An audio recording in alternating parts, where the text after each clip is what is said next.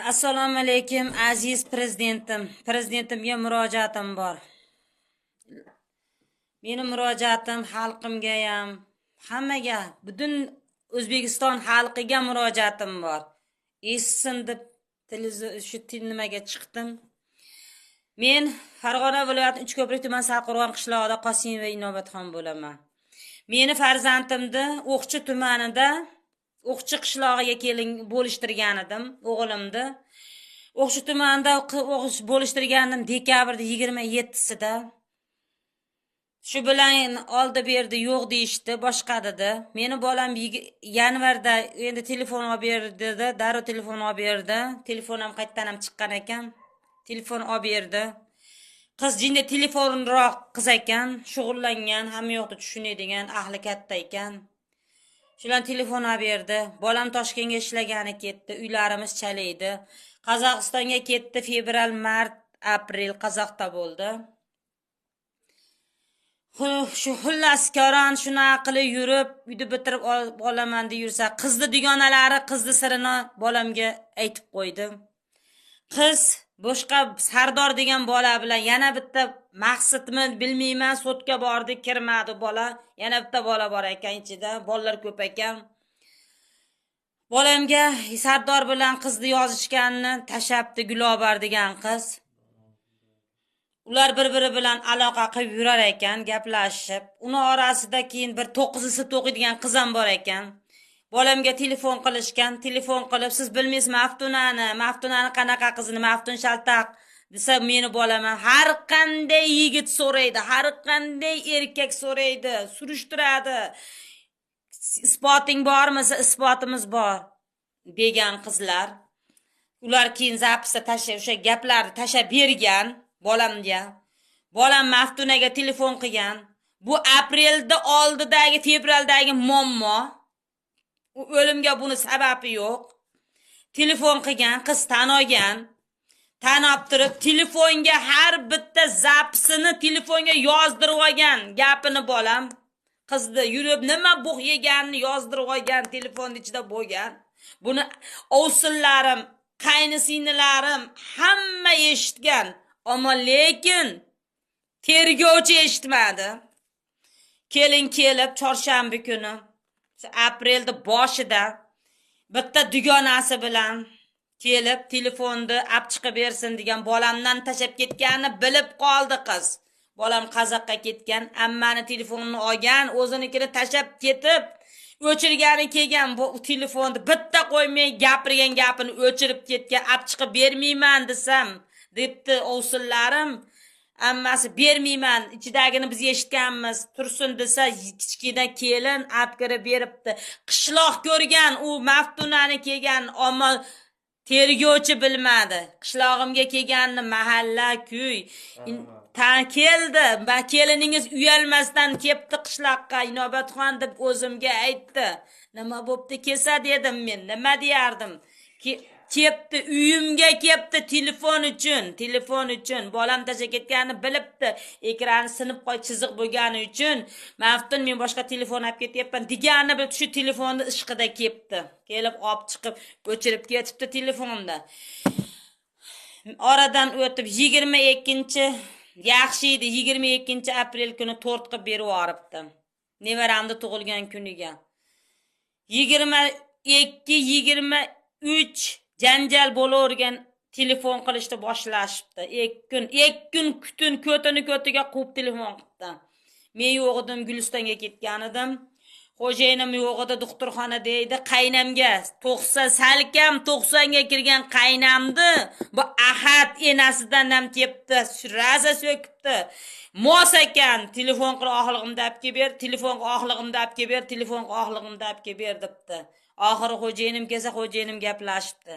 Ovsinlarim bilan ayasi gaplashibdi. Erim qo'ymayapti, janjal qilyapti, o'sha oxloqda olib kelib beringlar, jag'osin. Har kuni uyimda janjal debdi.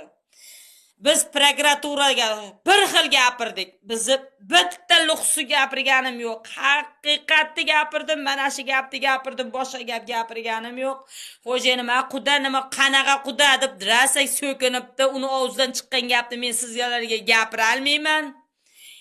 Shunaqa qilib Maftunning og'zidan chiqqan gapni eri bor xotinam gapirmaydi. Eri bor xotinam omonakini yo ammalarini yo o'sha mahalladagilar yo boshqalar guvohlardi yo Qozog'istonda birga ishlagan bolalarni guvohga sudga kirgizmadi. Tangani bir tomonini ko'rdi, ikkinchi tomonini ko'rmadi. Xullas ko'ran oxloqda qaynam telefon qilib, "Keng endi" dedi. "Shuna bo'lyapti" dedi. Men yetib keldim. 23-kuni keldim. 24-kuni 11da, soat 11:10da uyiga bordik, chaqirtirdik. Selsevetizni chaqiring dedik, mahallani chaqiring dedik. Aya bilan qiz bor ekan. Ahad uyda ekan chiqmadi. Ahad uyda ekan. Biz qo'shlarni chaqiring desam yaxshi gapirdi. Ayasi juda bebaho ayol edi. Ayasi bebaho ayol edi. Keyin kirdik, o'tirdik. Uyda men bordim, opam bordi, xo'jayinim bordi. Choyga var edi, bo'ladi dedi, qigizmadik, o'tirdik, yaxshi gapirdik. Bir-birimiz bilan gaplashdik. Shunaqa ikkala yosh sizga bera olmayman qizim dedi. Nimagasam endi siz bopmas qizim dedi. Biz tushunmadik, nimaga u gapni gapirganini men bilmayman. Ki yaxshi gapirdik. Aka ko'p qolaylik, men akam yo'q, opam yo'q dedi. Men yetimchalik bilan katta bo'lganman dedi yerimga. Zikirjonni uylasangiz men boraman, Maftun yerga bersam sizlar kenglar dedi. Qizim sizlar bobbas dedi. Sizlarga bera olmayman endi dedi. Nimaga u gapni gapirgan menga qorong'i. Shu bilan oxlig'imizni berdik, yaxshi gapirdik, bir-birimiz bilan yaxshi quchoqlashib, o'pishib, xayrlashdik. Qayni sinim yopilga qozon yopilsa tursin. Erim bilan maslahat qil, to'yda qilamiz debdi. Yakandozlarning to'shaklarini qovib qo'ygan ekan. Taxtdan bor qovib qo'ydim dedi. Erim bilan maslahat. Erim gapga tushunmaydi dedi. Sotda ham aytdim, tergovda ham aytdim bu gap. Erim gapga tushunmaydi dedi. Erim dedi, qo'ymayapti dedi. Ichadi dedi, chekadi dedi, qo'ymaydi meni dedi. O'sha ayolni yerda tagiga kirgani uchun haqiqatni chiqib, mayli meni bolamni qamasa qamadi. O'sha o'likni o'ldirgan yerda yuzida yurganiga men chidagim kelmaydi. O'sha qotil otasi edi. 1-may kuni uyda janjal bo'lgan. Mahalla biladi. Hech kim guvohlikka o'tmaydi. Mahalla biladi. Rasa Sarqo'rg'onga gap keldi. Rasa keldi. Har bitta gap keldi. Ahad o'ltirdi. Kechqurun janjal bo'ldi. Ammo lekin sudga bora olmaydi. Hech kim bora olmaydi. Shuna qilib kechqurun janjal bo'lgan. Ertalab qo'shnilari so'ragan. So'rasam, kechasi nima janjal qilding? Ichib desa, kuyov bola kelib janjal qildi. Registratsiyani ko'rish kerakini meni bolam Qozog'iston deydi. Ammo isbot yo'q. Ularni janjaliga ko'rganlar, eshitganlar bor. Isbot yo'q. Nimaga bormaydi hech kim? Hozir hech kim mana ko'ynanikini o'zi ko'taradi, birov ko'tarmaydi. Hurmatli prezident, eshiting deb gapiryapman sizni. Ikkala quloqingiz bilan eshitvoying. Go'dak bolalar qamoqxonada yotibdi. Haromxo'rlar orqasidan go'daklar. Men turmaxonaga bordim, ko'rganim uchun gapiryapman. Men enaman. Men bitta o'zimni farzandim uchun emas, xalqim uchun gapiryapman, go'daklar uchun gapiryapman. Nimaga bu beta'sir qizlarning orqasidan bolalar kirib ketadi? Nima sababdan? Xulqi buzuq, o'zi buzuq. Kallasini ro'molga o'rab olgan, hijobga kirib olib turib, bo'qini yegan qizlarning nechtasini ko'ryapman. Hammasi emas. O'zim ko'rgan qizlarni aytyapman. O'zim ko'rganlarimni aytyapman. Men qizlarni haqorat qilmayman hech qachon. O'sha Dillobar degan qizam ko'rsangiz, iyada ro'molni baylab, uzun ko'ylak kiyib yuravergan, ammo xulqi buzuq ekan. Men u o'tdi bo'ldi, tergovga bordim, yepanga tergovga borsam, qizlar yig'lab o'tiribdi. Qizlar, nimagasam, xola dedi, nimaga yig'layapsan sen? Mana shu qiz urgatdi dedi. O'sha Zikirjonga tashiysan, yozib gapiramiz deb turib qarang, 127 moddani tergovchi Dilmurod Karimov Zikirjonga qo'ydi.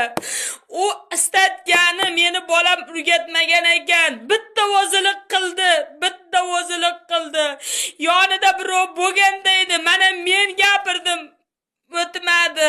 Meni gapim hech kimga o'tmadi. Men bolam uchun kuyyapman xolos. Ipini ushamadi, yerga tiqmadi, o'ltirmadi. Aybdor bo'ldi, aybdor bo'ldi. Qizlar o'zi qilganini sotdan chiqib xola dedi. Sizni o'lingiz urgatmagan. Shunday sotga kirib, men dedi bu bolani tanimayman dedi. O'sha 9-sinfda o'qigan qiz, men tanimayman buni dedi. Kim urgatgan dedi. Gulobar urgatgan dedi. 127 modda qanday bolamga kirib qoladi? Qanday? U qiz Gulobar qiz yolg'onni gapiraverdi. 8 ta sotga ham yolg'on gapirdi. Har doim yolg'on gapirdi, har doim yolg'on. 8-sotda ham 7-8 ga gapirma, 6 marta yolg'onga. Sot nimaga o'tiradi? Yolg'on intervyuda ko'zidan biladi deydi. Sotni bilmaydi ekan, ko'zidan biladi deydi. Hech qachon bilmaydi ekan sot, bilmaydi ekan. Hurmatli prezident, qancha oylik to'layapsiz o'shalarga? Qancha beryapsiz? Xalqni odil sot qila olmaydi ekan. Odil sot qila olmaydi ekan. Bizni kirgizmadi. Ochiq sot yopilib qoldi. Yopilib qoldi. Nimaga? Ochiq sot bo'lib turadi. Umuman kirgizmadi. Jabrlanuvchilar kiradi dedi. Jabrlanuvchilarni qarang. Dunyoda hech kim aralashmagan, ko'rmaganlar keldi. Hech kim yo'q. Oyoqliqni berganda ham bo'lmagan. Bo'lishtirganda bo'lmagan. Ko'rmaganlar keldi guvohlikka. Xudoga soldim. Hammasini Xudoga soldim. 103 qo'ydi. 103 bilasizmi? O'zini o'zi o'ldirishga. Meni bolam haqiqatni gapirgani uchun, o'zini gapini tashlab bergani uchun 103 qo'ydi. Nimaga? Bir haqqi yo'qmi? O'zini o'zi himoya qilishga haqqi yo'qmi uni? Haqqi bor edi uni. O'g'li bola edi, haqqi bor edi. Ammo lekin meni bolamni guruh tuzdi dedi. O'sha prokuror boshida aybi yo'q bolangda dedi. Qozoqda yurur. Aybi bor ekan, meni bolam Almata dedi. Rossiyaga chiqib ketishi mumkin edi. Aybim yo'q dedi. Meni aybim yo'q dedi. O'zi kirib keldi. O'zi oyog'i bilan kirib keldi. Bir kun yotdi uyimda. Ertasi kuni sot tergovga. O'sha kuni aytsam ishonmaysizlar. 20 ta bolaga tergov qildi bolamni. Bitta joni na choy ichdi, na suv ichdi. Biri qo'yib, biri chishyapti. Xudo urginlar, yolg'onchilar. Biri qo'yib, biri kirdi, biri qo'yib. Bitta bolamni rassa 10dami? 10ga 4 tergov qildi. Shunday ham qo'liga kishandi yildi, olib chiqib ketdi. Qaqa olib ketganini bilmadim. O'zimni bilmay qoldim, hushimdan ketib qoldim. Meni farzandimni aybi nima edi? Aybi nima edi? Nima edi aybi? Nima? O'zini o'zi og'lashga haqqi yo'qmi? Huquqi yo'qmi uni? Ipini ushlab so'kinganiga nima deyish kerak edi? Bo'pti maftuna, men qazoqda yurgunimcha yigitlar bilan yurib turgin. Men borib seni olaman dedim. Meni aytdi qaynaydi, erkak u ham, erkak. Hech qaysi erkak xotinini ko'chada yuravergan. Men falon yerdan kelib seni o'shalarni o'zi ham aytmaydi. O'shalarni o'zi ham aytmaydi.